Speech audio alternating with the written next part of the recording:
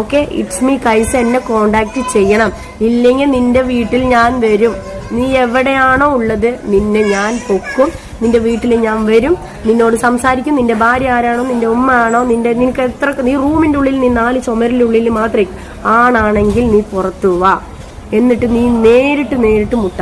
നീ നേരിട്ട് വന്ന് മുട്ടാൻ നിനക്ക് ധൈര്യം ഉണ്ടെങ്കിൽ നീ പുറത്തു വാ. ഓക്കെ.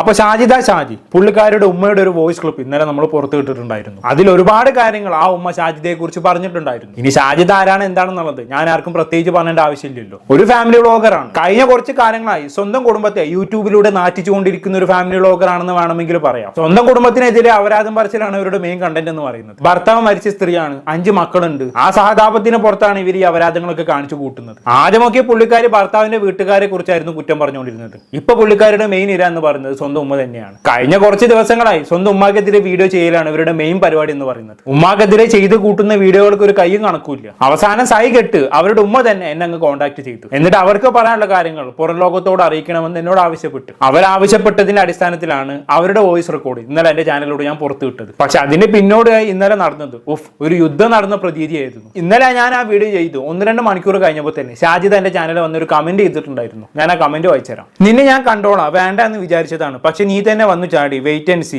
എന്നിട്ട് ചിരിക്കുന്ന ഒരു ഇമോജി ഉണ്ട്. ഈ കമന്റ് കണ്ടപ്പോൾ ഞാൻ വിചാരിച്ചത് എന്താണെന്ന് അറിയാം. പഠിച്ചോനെ, ഇനി എനിക്കെതിരെ ഇവിടെ വല്ല ലൈംഗികാരോപണമായിട്ട് വരുമെന്നുള്ളതാണ്. സാധാരണ ഉടായ്പ സ്ത്രീകളുടെ ഒരു തുറപ്പിച്ചിട്ടാണല്ലോ ഈ ലൈംഗികാരോപണം ഉന്നയിക്കാന്ന് പറയുന്നത്. ഇനി ഞാൻ കൂടെ കിടന്നു അങ്ങനെ എന്തെങ്കിലും പറഞ്ഞ് ഇവര് രംഗത്ത് വരുമെന്നുള്ളതായിരുന്നു എന്റെ പേടി. പക്ഷെ അങ്ങനെയൊന്നും ഉണ്ടായില്ല കേട്ടോ. ഇവർ ഈ കമന്റ് ഇട്ട് ഏകദേശം ഒരു 10-15 മിനിറ്റ് കഴിഞ്ഞപ്പോൾ ഇവരെ ചാനൽ നോക്കിയപ്പോൾ കണ്ട കാഴ്ച എന്താണെന്ന് അറിയാം. ഇവരുടെ സ്വന്തം വീട്ടിൽ ഇവരുടെ ഉമ്മ ഷെഡ് ഇട്ട് നിൽക്കുന്ന ഒരു വീഡിയോ. എങ്ങനെ ഇരിക്കണം, സ്വന്തം ഉമ്മ വീട്ടിൽ ഷെഡ് ഇട്ട് നിൽക്കുന്ന വീഡിയോ പകർത്തി അത് യൂട്യൂബിൽ ഇടാൻ മാത്രം ഇവർ എത്രത്തോളം മതപ്പതിച്ചു എന്ന് നോക്കി നിങ്ങൾ. പക്ഷെ ഇവിടുത്തെ ഏറ്റവും വലിയ കോമഡി എന്താണെന്ന് വെച്ചാണെങ്കിൽ ഈ വീഡിയോ ഇട്ട് ആളുകൾ നല്ലോണം തെറി പറയാൻ തുടങ്ങിയതോടെ ഇവരെന്നെ ആ വീഡിയോ നീക്കം ചെയ്ത് കേട്ടോ.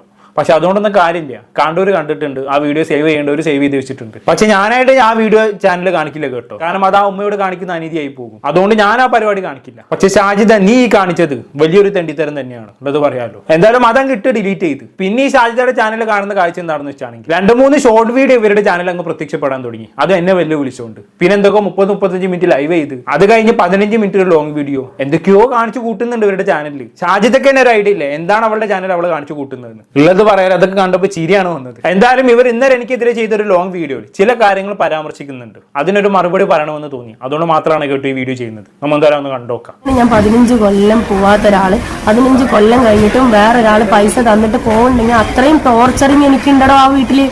അങ്ങനെ ഞാൻ പോയിട്ടുണ്ടെങ്കിലും പുതിയ ഒരാളെ തിരഞ്ഞെടുക്കുന്നെങ്കിൽ ഞാൻ ഫസ്റ്റ് വിളിച്ചത് എന്റെ മാമാനാണ്. ഫസ്റ്റ് വിളിച്ച് അവന്റെ കാര്യം പറഞ്ഞ എന്റെ മാമാനോടാണ്. അങ്ങനെ ഞാൻ പോയിട്ടുണ്ടെങ്കിലും അവിടുത്തെ ടോർച്ചറിങ് എന്താണെന്ന് ഫുൾ വീഡിയോ എന്റെ തെളിവ് എന്റെ കയ്യിലുണ്ട്. ഓ നല്ല കാര്യം, സംഭവം മനസ്സിലായോ? അതായത് ഇന്നലെ നമ്മൾ പുറത്തുവിട്ട ഷാജിദന്റെ ഉമ്മയുടെ വോയിസ് ക്ലിപ്പിൽ ഉമ്മ ഒരു കാര്യം പറയുന്നുണ്ടായിരുന്നു.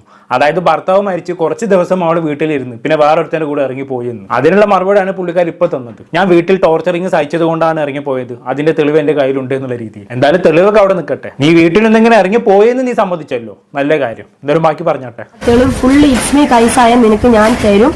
നീ നേരിട്ട് ഇന്റർവ്യൂ എടുക്കാൻ എന്റെ വീട്ടിലേക്ക് നാളെ നീ വരണം. അത് ശരി, ഞാൻ എന്തിനു വരണം? അത് നിന്റെ വീട്ടിലേക്ക് നിന്റെ ഇന്റർവ്യൂ എടുക്കാൻ. നിനക്ക് എന്തെങ്കിലും പറയാനുണ്ടെങ്കിൽ, നിനക്ക് അതിനുള്ള തെളിവുണ്ടെങ്കിൽ നീ നിന്റെ ചാനലിലൂടെ തന്നെ അങ്ങ് പുറത്ത് വിട്ടോ. നീ അതിന് വേണ്ടിയിട്ടല്ലേ നിന്റെ യൂട്യൂബ് ചാനൽ തുടങ്ങി വെച്ചിട്ടുള്ളത്, സ്വന്തം കുടുംബത്തിനെതിരെ ഇങ്ങനെ ഓരോന്ന് പറഞ്ഞുകൊണ്ടിരിക്കാൻ വേണ്ടിയിട്ട്. അതുകൊണ്ട് തന്നെ നിന്റെ കയ്യിൽ എന്തെങ്കിലും തെളിവുണ്ടെങ്കിൽ നീ തന്നെ അങ്ങ് പുറത്ത് വിട്ടേച്ചാൽ മതി. അതിന് എന്നെ കൂട്ടി പിടിക്കാമെന്ന് നീ കരുതണ്ട. അത് നിന്റെ വ്യാമോഹം മാത്രമാണ്. ഇനിയിപ്പോ ഇന്നലെ രാത്രി ഉമ്മ ഷെഡിട്ട് നിൽക്കുന്ന വീഡിയോ പുറത്ത് വിട്ട മാതിരിയുള്ള തെളിവാണ് കയ്യിലുള്ളത് എങ്കിൽ ദയവ് ചെയ്ത് അത്തരം തെളിവുകളൊന്നും പുറത്ത് വിടരുത്. അത് കണ്ടു നിൽക്കല്ല ത്രാണില്ല. അതുകൊണ്ടാണ്.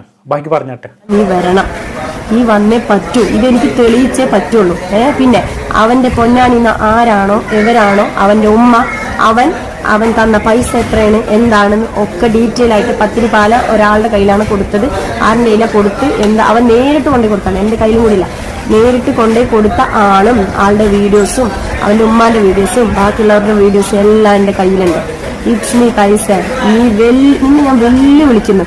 നീ നാളെ നീ വീട്ടിന്റെ ഉള്ളിലല്ല, നീ പുറത്തിറങ്ങടാ. ശരി, ഇവളുടെ വർത്താനം കേട്ടാ തോന്നുന്നു ഞാൻ വല്ല പിടികിട്ടാ പുള്ളിയൊക്കെ ആയിട്ട് വീട്ടിൽ ഒളിച്ചിരിക്കുകയാണെന്ന്. ഞാൻ എപ്പോഴും പുറത്ത് തന്നെയാണ് ഷാജിദ. വളരെ കുറച്ച് മാത്രമേ ഞാൻ വീട്ടിൽ ഉണ്ടാവാറുള്ളൂ. അധിക സമയം ഞാൻ പുറത്ത് തന്നെ ആയിരിക്കും. അപ്പൊ നീ അത് വിടി ഷാജിദ. ഇനിയിപ്പോ നീ എന്തൊക്കെ നിന്റെ ചാനൽ വന്ന് കുത്തി മറിഞ്ഞിട്ടും കാര്യമില്ല. നിന്റെ അടുത്തേക്ക് ഞാൻ വരാൻ പോകുന്നില്ല. ഞാൻ നേരത്തെ പറഞ്ഞതിനെ വീണ്ടും റിപ്പീറ്റ് ചെയ്യാണ്. നിനക്ക് എന്തെങ്കിലും പറയാനുണ്ടെങ്കിൽ അത് നിന്റെ ചാനലിലൂടെ അങ്ങ് പറഞ്ഞു വെച്ചാൽ മതി. പിന്നെ ഇവിടെ ഷാജിദ പറയുന്നതിന്റെ അടുക്ക് എന്തോ ഒരു പൊന്നാനിക്കാരന്റെ കാര്യമൊക്കെ പറയുന്നുണ്ട് അല്ലേ? അതെന്താണെന്ന് വെച്ചാണെങ്കിൽ ഷാജിദന്റെ ഉമ്മ, ഷാജിദ ഭർത്താവ് മരിച്ചതിന് ശേഷം മറ്റൊരുത്തന്റെ കൂടെ ഇറങ്ങിപ്പോയി എന്ന് പറഞ്ഞിട്ടുണ്ടായിരുന്നല്ലോ. അത് ഈ പൊന്നാനിക്കാരന്റെ കൂടെയാണ്. അവനുമായി എന്തൊക്കെയോ പണമിടപാട് നടത്തിയിട്ടുണ്ട് എന്നൊക്കെ ഉമ്മ പറഞ്ഞിട്ടുണ്ടായിരുന്നു. അതിന്റെ മറുപടിയാണ് ഇപ്പൊ ഷാജിദ് തന്നത്. എന്റെ കയ്യിൽ അങ്ങോട്ട് പൈസ കൊടുത്തതിന്റെ തെളിവുണ്ട്, ഇങ്ങോട്ട് വാങ്ങിയതിന്റെ തെളിവുണ്ട് എന്നൊക്കെ. എന്തോ അതൊക്കെ ഉണ്ടെങ്കിൽ സ്വന്തമായിട്ട് അങ്ങ് പുറത്ത് വിട്ടേച്ചാൽ മതി. ബാക്കി പറ. പുറത്തിറങ്ങിയിട്ട് നീ എന്റെ കൂടെ സംസാരിക്കുക, എന്റെ മക്കളോടും ബാക്കിയുള്ളവരുടെ കൂടെ തെളിവ് സഹിതം ഞാൻ തരാം. നീ മൊക്ക തെളിവല്ല, നീ വായ് പൊളിച്ചാൽ നുണ പറയുന്നവരുടെ തെളിവല്ല, അല്ലാത്ത തെളിവ് നിനക്ക് തരാം.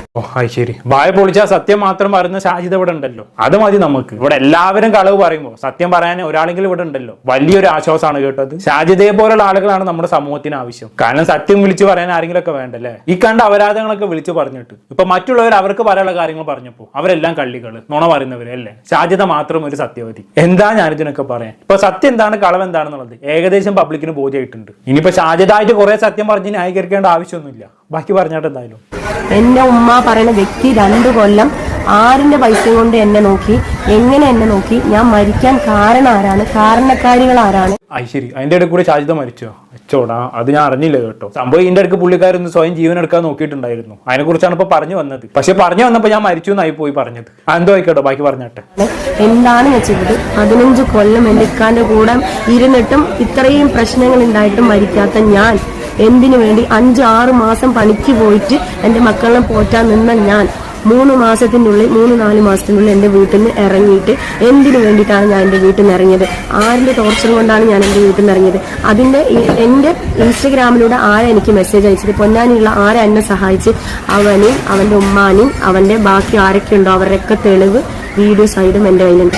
സന്തോഷം. എല്ലാത്തിന്റെയും തെളിവ് നിന്റെ കയ്യിലുണ്ടെങ്കിൽ നീ തന്നെ ചാനലിലൂടെ അങ്ങ് പുറത്ത് വിട്ടേച്ചാൽ മതി. പിന്നെ നീ ഓരോ തവണ ഇങ്ങനെ തെളിവുകൾ പുറത്തു വിടുകയും സ്വയം ന്യായീകരിക്കുകയും മറ്റുള്ളവരെ ഭീഷണിപ്പെടുത്തുകയും ചെയ്യുമ്പോൾ ഷാജിദ് ഒരു കാര്യം മറക്കരുത്. ഓരോ തവണ നീ ഇതെല്ലാം ചെയ്തുകൊണ്ടിരിക്കുമ്പോൾ നീ തന്നെ സ്വയം നാറിക്കൊണ്ടിരിക്കുകയാണ് ഷാജിദ.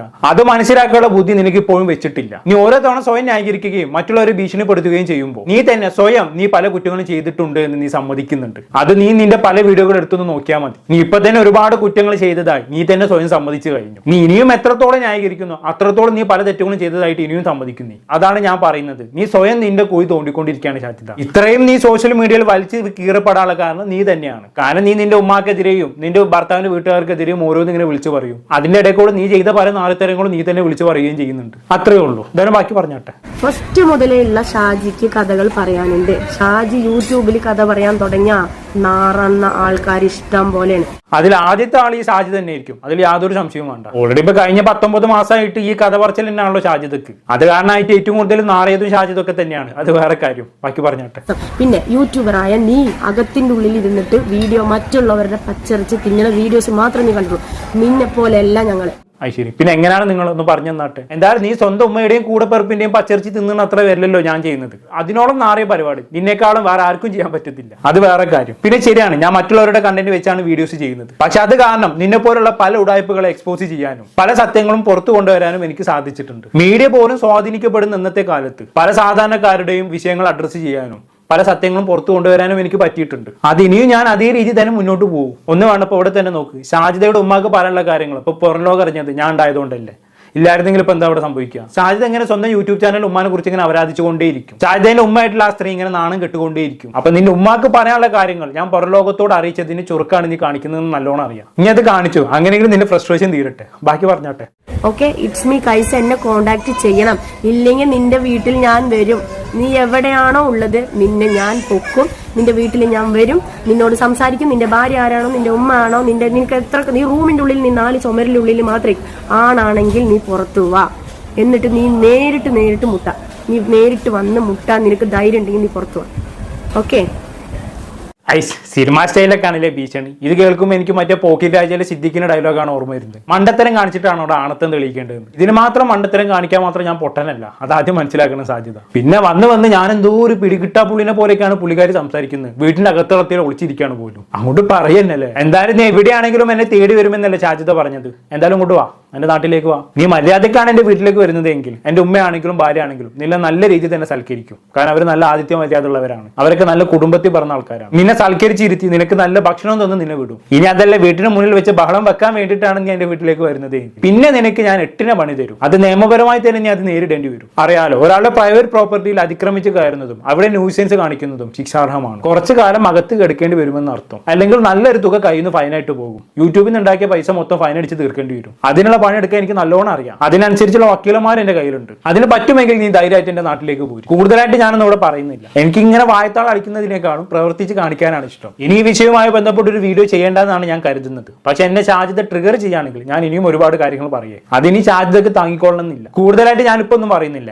എന്താണെന്ന് കേട്ട് നിങ്ങൾക്ക് തോന്നുന്നത് താഴെ കമന്റ് ബോക്സിലേക്ക് പൊടുത്തുമല്ലോ. അടുത്തൊരു ടോപ്പിക്കുമായി വീണ്ടും കാണാം.